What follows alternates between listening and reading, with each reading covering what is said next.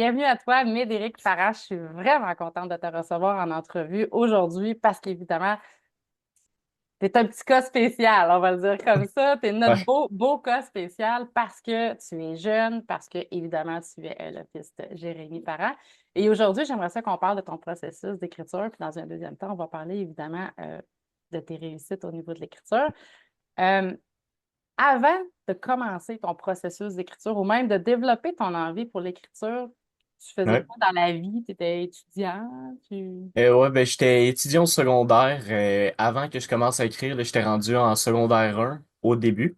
OK. Puis j'aimais beaucoup lecture, les jeux vidéo, puis le sport. Dans le fond, c'était pas mal ça que C'était pas j'avais mal pour une vie moi là, en d'ado ce moment. normale. Ouais, Puis tu avais quel âge à cette époque-là? ben j'avais 13 ans. Ben au début, j'ai pas commencé en secondaire 1 à écrire, mais plutôt en sixième année. Donc j'aimais beaucoup la lecture. Je venais de finir les secondaires, puis là, ça me tentait vraiment d'écrire quelque chose un peu science-fiction. OK. J'ai fait quelques essais, puis ça a été plus compliqué.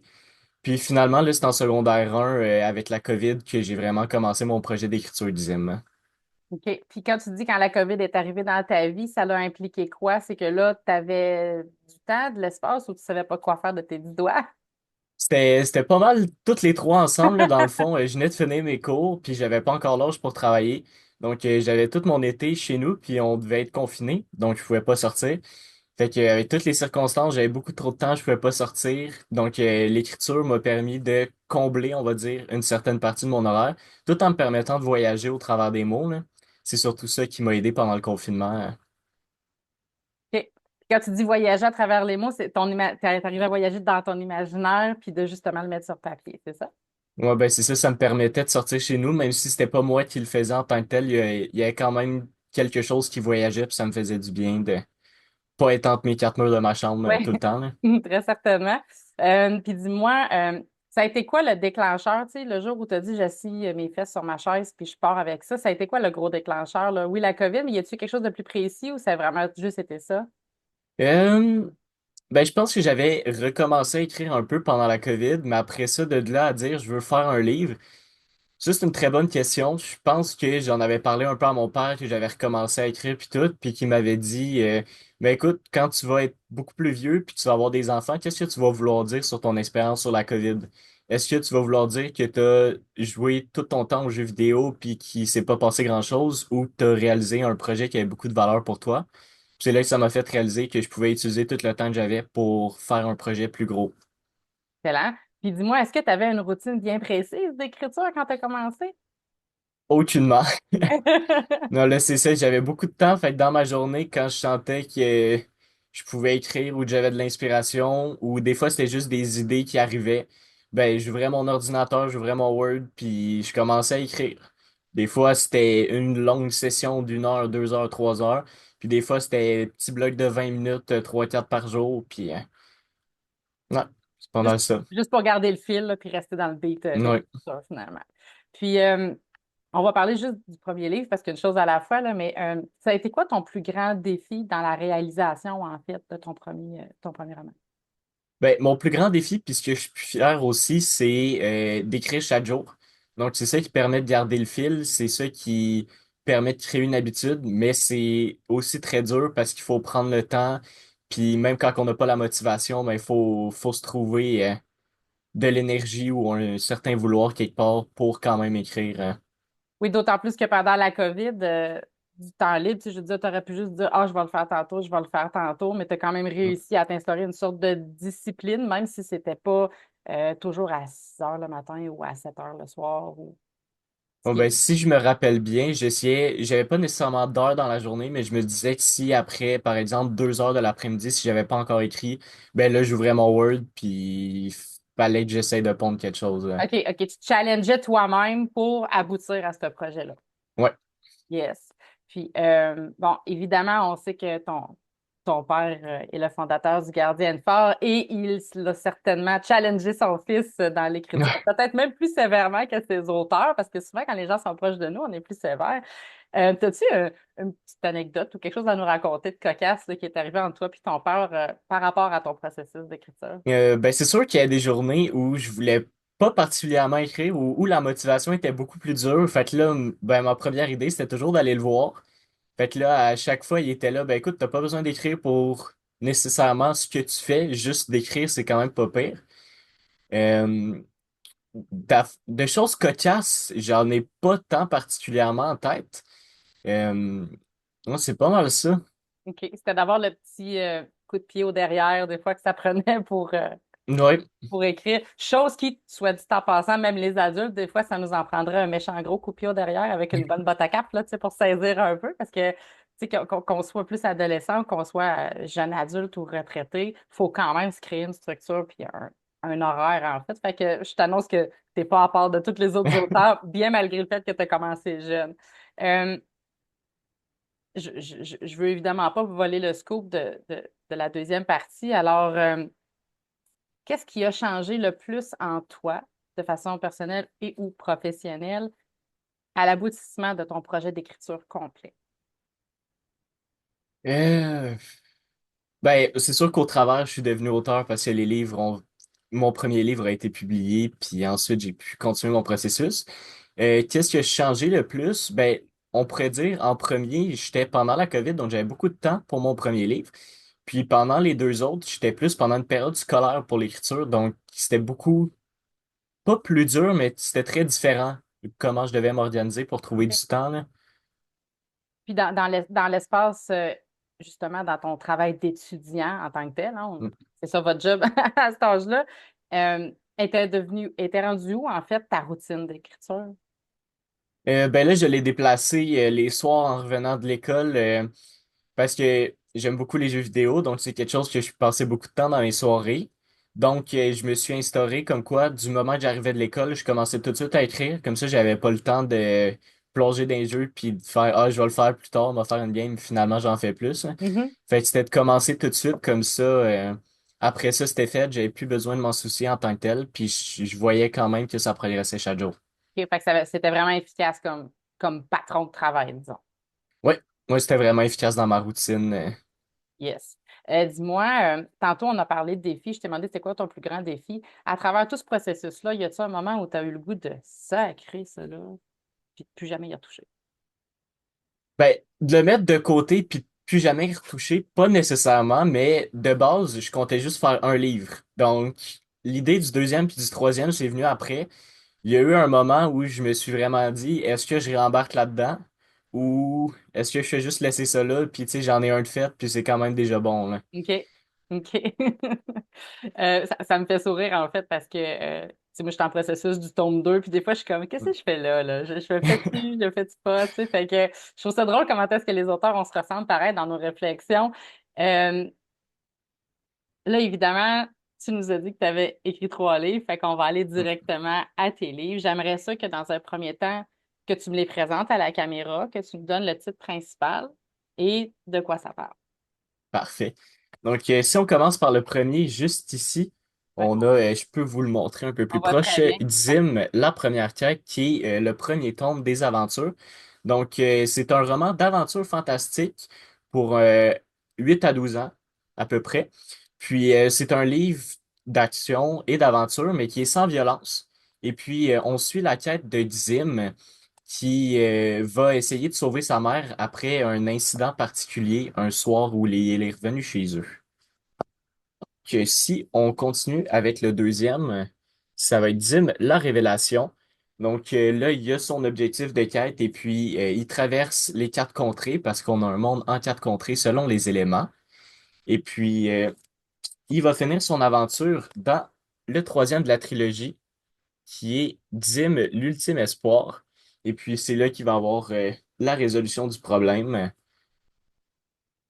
Excellent, C'est pas excellent. mal ça. Puis, ouais, c'est une belle description, en fait, pour quand même 3 livres, tu sais, je veux dire, moi, ça me prend tout ce temps-là pour expliquer le mien, fait que tu fais vraiment bien ça.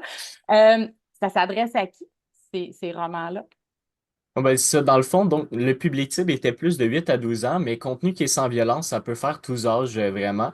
Il n'y a pas trop de mots compliqués, donc ça peut être une lecture qui est parent-enfant, ça peut être une lecture qui est autonome, ou ça convient vraiment à probablement tous les publics, hein.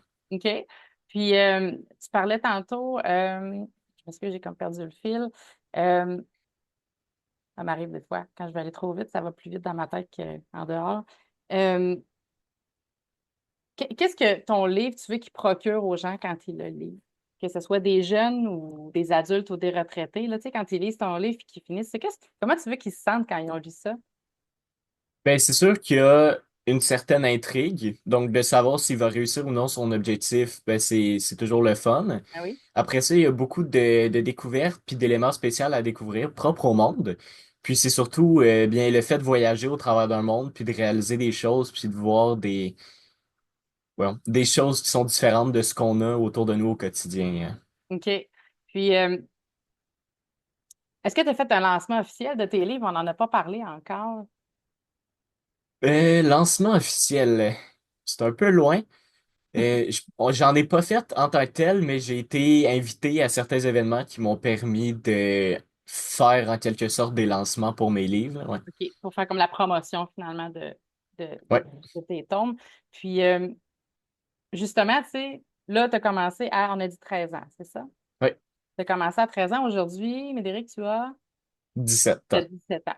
Fait que sur ce laps de temps-là, qu'est-ce que ça t'a apporté? Pas qu'est-ce que ça t'a apporté, mais comment tu as trouvé ça, en fait, de vivre ça à travers les grands? Parce que, veux pas, tu étais un adolescent, puis tu vivais ça à travers les grands, des grands aussi, dans le sens que Mm. des auteurs qui sont connus, tout ça. Fait que, qu'est-ce que ça t'apportait, tout ça, justement, l'effervescence d'aller dans les salons, de pouvoir dire que, hey, moi, je suis auteur, j'ai 13 ans. Ben, c'est sûr, je trouvais pas ça particulier, on va dire, d'avoir écrit à mon âge, parce que je voyais beaucoup de personnes autour de moi qui commençaient déjà à écrire, donc ça se faisait, on va dire, quand même bien. Puis sinon, ce que j'ai vraiment aimé des salons, bien, c'était les rencontres. J'ai fait les petits entrepreneurs 2 ou 3 ans, si je me rappelle bien. Puis OK. c'est là que tu rencontres beaucoup de personnes. Puis c'est vraiment le fun. Tu vois ceux qui ont lu tes livres puis qui te font des retours positifs. Puis c'est vraiment le fun, là. OK. Puis, parlant de retour sur tes livres, quel commentaire t'as eu qui t'a flatté le plus ou que t'as trouvé le plus touchant dans les gens qui t'ont fait du feedback sur leur lecture? Ben, je pense que c'était surtout à un des salons des petits entrepreneurs où c'était, j'ai pas son nom, mais c'était une personne qui était assez jeune, puis elle est venue me voir, puis elle m'a dit, en tout cas, j'ai vraiment aimé tes livres. Puis ça m'a un peu surpris parce que je m'attendais pas à ce qu'une personne d'un si jeune âge s'attaque à ces livres-là. Puis OK. c'est là que je me suis rendu compte que ça avait quand même une grande portée, puis que avec les salons, je voyais, tu sais, mon public cible en tant que tel. Puis c'est ça, c'était le fun de voir les personnes à qui ça l'a fait du bien de lire les livres, hein. C'est toujours gratifiant hein, quand les gens nous reviennent et ils nous font des commentaires. Si je reviens un petit peu sur le gardien de phare, parce qu'évidemment, bon, on sait que papa est derrière un peu ça dans la motivation, hein, disons-le, et non pas dans l'écriture de tes Ouais. livres. Euh, Tu as quand même fait le processus d'édition. Tu sais, tu as passé par, bon, il faut que je parle avec la graphiste ou du moins, il faut organiser les couvertures, trouver les Ouais. illustrateurs. Par exemple, trouver un illustrateur, est-ce que ça a été facile? Ben dans le fond, quand j'ai été au Salon du Livre de Sherbrooke, à un certain moment, j'avais trouvé un illustrateur que j'aimais beaucoup qui s'appelle Alexandre Gérard. Et puis, après avoir commencé l'écriture, j'ai décidé que je voulais des illustrations. Donc, on a fini par contacter Alexandre Gérard, puis il a accepté l'offre. Je pense qu'il a beaucoup aimé le projet aussi. OK. Il doit trouver ça Donc, intéressant qu'un adolescent s'adresse à lui, dans le fond. Souvent, ça va ouais. être plus des adultes qui doivent s'adresser à lui, sûrement. Euh, Puis, on parlait de processus d'édition. Admettons qu'il y aurait des jeunes auteurs comme toi, là, tu as 17 ans aujourd'hui, mais qui aspirent à écrire ça puis qui ne savent pas vers qui se tourner. C'est sûr que tu n'as pas fait l'accompagnement privé comme nos Ouais. auteurs majeurs, on va dire, qui ont fait le processus. Mais tu sais, est-ce que tu le recommanderais à un jeune de venir vers nous pour qu'on puisse l'aider dans son projet? Et si oui, pourquoi? Ben, moi, je dirais définitivement. Euh, Dans le fond, comme j'avais dit, j'avais essayé au primaire d'écrire avant, puis c'était pas facile. J'ai eu des ressources qui ont pu m'aider, donc avec l'accompagnement de mon père. Donc, déjà, se faire un plan, ça l'aide beaucoup. Puis ensuite de ça, tout au long, la motivation, ça l'aide. Puis, c'est sûr qu'au niveau du retravail, j'avais des retours pertinents. Donc, je savais où aller travailler certaines choses, où je pouvais m'améliorer. Je me rappelle aussi qu'on avait, quand on révisait le texte, il y avait plusieurs endroits où j'avais des répétitions. Donc, égaliser le texte aussi. Dans le fond, d'avoir quelqu'un qui peut te donner des retours puis qui a une opinion seconde, je pense que ça l'aide beaucoup sur le Dans tout le processus, là. processus, yes.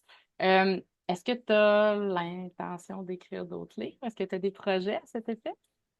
D'écrire d'autres livres, c'est une bonne question. En ce moment, ce que je fais, c'est de l'écriture sur le side, un peu plus pour des projets pour moi. OK. Puis je relie ça aussi au dessin parce que j'aime bien ça. Je sais pas si ça va aboutir en d'autres livres en tant que tel, mais je sais que je vais continuer d'écrire encore longtemps. OK. Ne serait-ce que par plaisir. Ouais, C'est bon. Puis dis-moi, c'est bon, là, tu es rendu au cégep. ouais, je suis rendu au cégep. Est-ce que ça t'a effleuré l'esprit d'aller peut-être faire des conférences dans les écoles secondaires pour inspirer les jeunes justement à écrire, peu importe le style, le genre ou l'histoire? Ben, c'est sûr que je suis un peu gêné, donc c'est pas moi qui ai tendance à prendre l'initiative OK. pour ces choses-là. OK. Mais j'ai déjà fait deux conférences. J'en ai fait une dans une école primaire à Longueuil, je pense. OK. Puis j'ai fait une conférence pour une école primaire encore à Bon Secours, pas trop loin de Magog, pour une école encore, hein. OK. Puis en quoi consistaient ces conférences-là? Ben, il y avait une partie entrevue où je parlais de mon processus, puis après ça, il y avait des petits ateliers créatifs pour pousser les autres à leur tour créer. Wow, hey, c'est tellement une bonne idée, ça, faire une espèce de transmission, en fait, de ce plaisir-là. Euh, Comment tu décrirais en un mot ou une phrase ton expérience d'écriture slash d'édition avec la maison d'édition, évidemment, Un million de rêves et Le Gardien de Temps?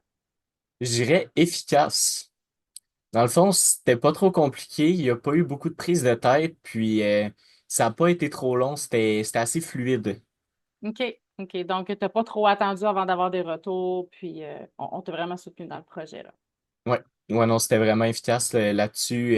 Tu sais, j'ai pas eu trop de problèmes, j'ai bien été accompagné. Puis, mettons, pour la ruche, euh, on a eu, ben, voyons. Pas ça, pas ça. Euh, la campagne de financement participatif aussi, Oui. c'est un beau processus avec la maison d'édition qui est poussé, là. Dans le fond, ça nous permet d'obtenir notre inventaire, puis d'être sûr de tout pouvoir payer nos frais avant même qu'il soit sorti, là. Donc, je pense que c'est vraiment une très belle initiative, hein. C'est un gros avantage, puis tu as été épaulé là-dedans, justement là, aller t'inscrire sur la ruche, puis faire les textes, j'imagine, parce que justement, à la ruche, on doit mettre plusieurs textes de présentation, dépendamment des Mm. produits qu'on offre pour la campagne. Donc, tu as été accompagné là-dedans également. Ouais, j'ai bien été accompagné aussi. Ouais. En plus, il y avait la vidéo, ouais. Donc, ça, j'ai été aidé à filmer.